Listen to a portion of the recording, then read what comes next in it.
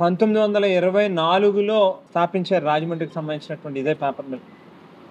100 సంవత్సరాల చరిత్రలో ఎప్పుడూ లేనంత ఒక మొండి వైఖరిని, ఏదనుకుంటే అదే చేస్తాము, మాకు చట్టాలు వర్తించవు, ఇక్కడ ప్రభుత్వాలతో కానీ లేకపోతే కార్మిక సంఘాలతో కానీ మాకు ఏ రకమైనటువంటి పని లేదు అన్నట్టుగా వేళ పేపర్ మిల్ యాజమాన్యం వారి యొక్క తీరు చూస్తూ ఉంటే నిజంగా బాధ అనిపించేటటువంటి విషయం.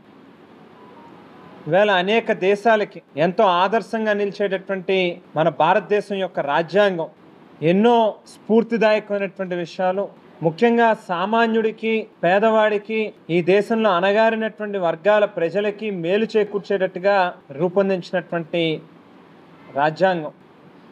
వేళ రాజ్యాంగాన్ని అనుసరించి మనం తెచ్చుకున్నటువంటి అనేక చట్టాలు, మరి ఆ చట్టాలను గౌరవించాల్సినటువంటి బాధ్యత ఎవరి మీద కూడా ఉంటుంది.